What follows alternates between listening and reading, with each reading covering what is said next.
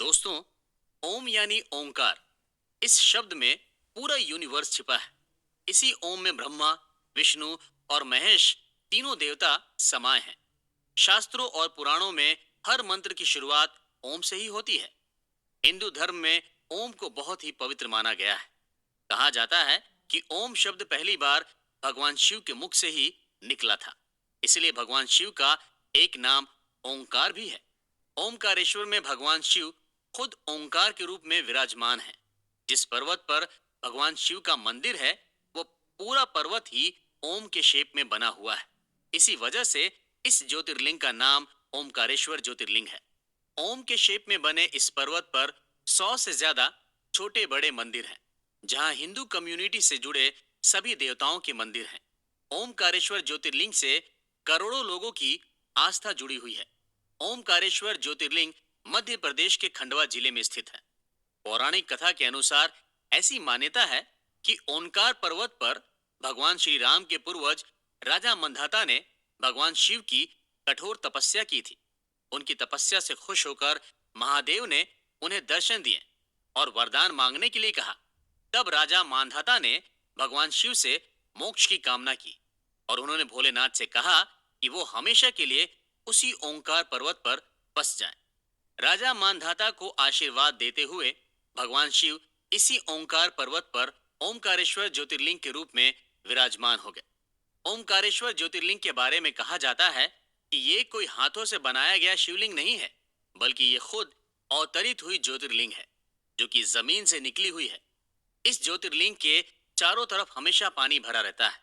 कहते हैं कि मां नर्मदा भगवान शिव का 24 घंटे अभिषेक करती है।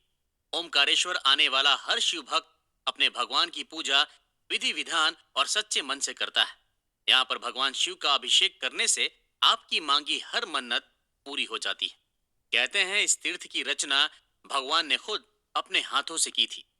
ओमकारेश्वर ज्योतिर्लिंग के साथ ही यहाँ पर ममलेश्वर ज्योतिर्लिंग भी है और इन दोनों ही ज्योतिर्लिंगों को एक ही माना जाता है। ममलेश्वर ज्योतिर्लिंग का भी उतना ही महत्व है जितना ओमकारेश्वर ज्योतिर्लिंग का है।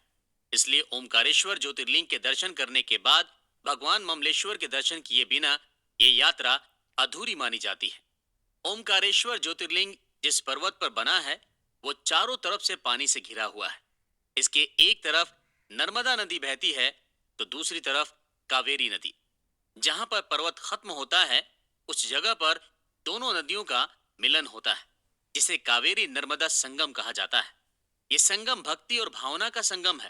कहते हैं सच्चे मन से संगम में डुबकी लगाने पर सारे पाप धुल जाते हैं। जब आप किसी तीर्थ में जाते हैं, तो उसका फल आपको सिर्फ एक बार मिलता है, लेकिन ओमकारेश्वर में पहुंचे हर भक्त को यहाँ पर 3 गुना फल मिलता है।